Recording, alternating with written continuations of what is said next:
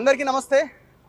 Fact finding నా మీద ముఖ్యంగా ఈ టీ న్యూస్లో కానీ ఇంకా కొన్ని సోషల్ మీడియా ఛానల్స్లో వర్టెక్స్ డిస్ట్రిక్ట్ అండ్ వర్టెక్స్ ఫ్లోరాంజా పేరుతో వర్టెక్స్ వర్మ అనే ఆయన నిర్మాణం చేస్తున్న దాదాపు 340 ఎకరాల్లో నిర్మిస్తున్న ఒక్కొక్క విల్లా 5 కోట్ల నుంచి 8 కోట్లకు అమ్మడానికి రెడీ చేస్తున్న ఈ విల్లాల ప్రాంతం ఏదైతే ఉందో మహేశ్వరం మండలం మాంకాల్ గ్రామానికి వస్తుంది. నా మీద వచ్చిన అలిగేషన్ మీకు అందరికీ తెలిసిందే. డబ్బులు తీసుకున్నారు, 50 లక్షలు ఒక ఆమె ఇచ్చింది, ఆమె దగ్గర నుంచి వీళ్ళు డబ్బులు తీసుకున్నారన్న ఒక ఆరోపణ చేశారు. ఈ వార్తలో వాస్తవం ఎంత, అసలు ఏం జరిగింది, ఈ వెంచర్ ఏంది, అసలు ఇందులో ఏ తప్పిదాలు లేకపోతే వీళ్ళు ఈ రియల్ ఎస్టేట్ కంపెనీకి మద్దతు ఇస్తున్నారా, కొన్ని సోకాల్డ్ ఛానళ్ళు కానీ సోషల్ మీడియా టీంలు కానీ.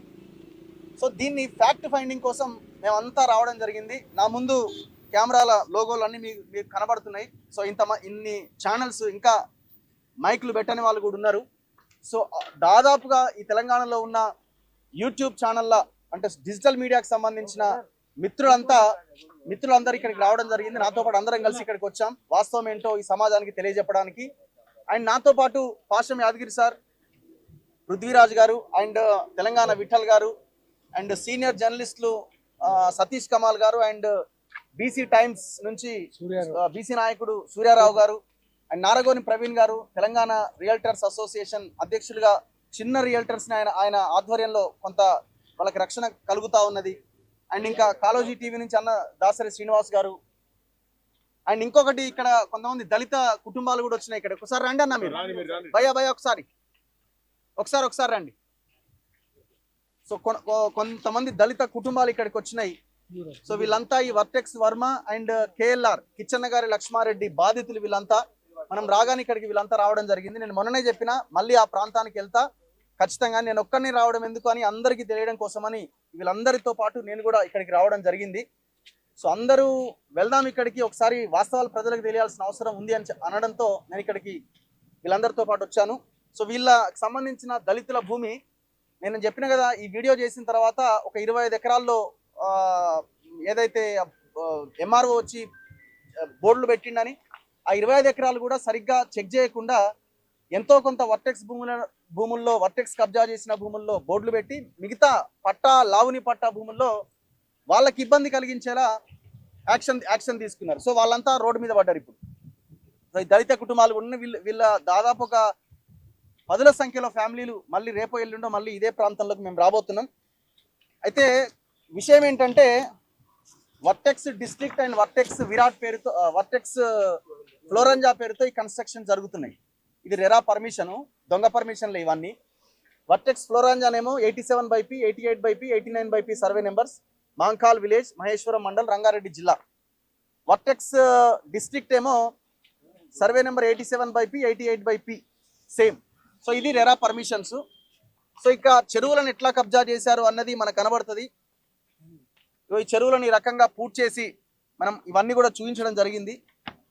చెరువులను పూడ్చిన వ్యక్తులు కూడా ఇక్కడే ఉన్నారు పాపం. వీళ్ళంతా ఒక బ్రదర్ నాకు చెప్తుండే, నేనే అన్న ఇదంతా పూడ్చింది అంటే, నేనే అంటే ఆయన పని చేసిండు అక్కడ. రాత్రింబాబళ్ళు ఉండి ఈ చెరువులను ఈ రకంగా పూడ్చి చేసిరు. ఇప్పుడు ఈ చెరువులను పూడ్చి చేసిరు. బట్టి విక్రమార్క గారు ఈ చెరువు కబ్జా గురైంది అని 900 చెరువులు ఏమైనా ప్రకటించారు. అందులో ఇది ఒక చెరువు. 70% చెరువు 2014 నుంచి 2024 దాకా కబ్జాకు గురైన ఆయన ప్రకటించింది. ఇరిగేషన్ ఎఫ్ఐఆర్ పెట్టిండు, ఎఫ్ఐఆర్ నమోదు చేసిండు చెరువు కబ్జాకు గురైందని. Govind BE assistant executive engineer irrigation officer. Hydraa Ranganath ఏమంటుండే, హైడ్రా 2 కేసులు పెట్టింది అంటుండు. హైడ్రా ఏం కేసులు పెట్టింది, ఎక్కడ పెట్టిందో బయట పెట్టాలి. 2 కేసులు పెట్టింది అంటున్నారు కదా, ఈ కేసుని మీ కేసుగా చూపించుకుంటున్నారా? ఇరిగేషన్ ఆఫీసర్లు పెట్టిన కేసు ఇది. మీరు హైడ్రా పోలీస్ స్టేషన్లో నాకు తెలిసినంత వరకు ఒక్క ఎఫ్ఐఆర్ కూడా నమోదు కాలే, 0 ఎఫ్ఐఆర్ అంటున్నారు. మరి ఎక్కడ పెట్టిరు మీరు ఈ వర్టెక్స్ వాటి మీద కేసులు? మీరు బయట పెట్టాలా ఏంటిది? ఇవన్నీ కూడా లేఅవుట్కి సంబంధించినవి. ఇంకా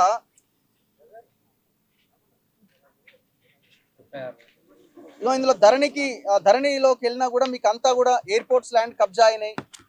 ఇవన్నీ కూడా చాలా క్లియర్ కనబడతాయి. అసైన్ ల్యాండ్స్ ఇవన్నీ డేటా మన దగ్గర ఉన్నది. సీలింగ్ పట్ట అంటే ఈ సర్వే నెంబర్ చూస్తే మనకు అర్థమవుతుంది. సర్వే నెంబర్ 68 ఇట్లా 87, 86 ఇవన్నీ కూడా ఒకసారి.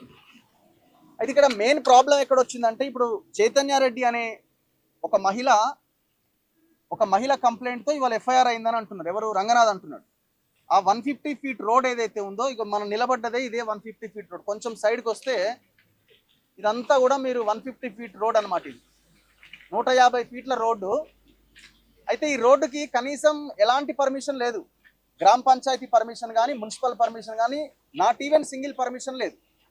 మరి ఇంత పెద్ద రోడ్డు ఏ పర్మిషన్ లేకుండా ఎట్లా కట్టిరు అని అంటే దానికి సమాధానం లేదు. అయితే దీన్ని హెచ్ఎండిఏలో ఆర్టీఐ కింద అడిగిరు, ఈ రోడ్డుకి పర్మిషన్ ఉందా అని. ఆర్టీఐ కింద అడిగితే ఏమన్నారు? In this regard it is to inform that as per available records this office has not given any permission for formation of 150 feet wide road. ఇది ఎవిడెన్స్. ఇంతవరకు దీని మీద యాక్షన్ తీసుకురా లేదు. ఇంకొకటి ఏది, తుక్కుగూడ మున్సిపాలిటీ కూడా ఇచ్చింది కదా. తుక్కుగూడ మున్సిపాలిటీ కూడా వాళ్ళని కూడా ఆర్టీఐ కింద అడిగితే ఇప్పుడు నేను చూపించిన 150 ఫీట్ రోడ్ పర్మిషన్ లేదని. As per HMDA master plan 150 proposed road passing throw survey numbers 5, 122, 145 and 136 in Mankal village, Maheshwaram Mandal, Rangareddy district, verified the records available in the office, not given any permission for formation of road. Very క్లియర్గా. అంటే ఇది ఎవరు RTI పెట్టినారంటే ఇక్కడ ఉన్న local వాళ్ళే పెట్టిరు. దీనికి ఏమైనా పర్మిషన్స్ ఉన్నాయా అని, ఈ సర్వే నెంబర్లో గుండా పోయిందా అని. No permission. హెచ్ఎండిఏ పర్మిషన్ లేదు, తుక్కు కూడా పర్మిషన్ లేదు. మరి ఇప్పుడు ఇది మరి రంగనాథ్ దీన్ని ఎందుకు కూల్చాడు? ఇంకా మనం ముందుకెళ్తే ఇంకా వాస్తవాలు కనిపిస్తాయి. చెరువులు ఎట్లా కబ్జా చేసిర్రు, ఇందులోంచి వెళ్ళిన నాలాని ఎట్లా డైవర్ట్ చేసి కల్వర్ట్ కట్టిర్రు, ఇవన్నీ కనబడతాయి. ఇది ఒకటే కాదు, ఇక్కడ దళితులకు సంబంధించిన భూమి చాలా కీలకం. నేను ప్రధానంగా ఫోకస్ చేసింది కూడా వీటి మీదనే.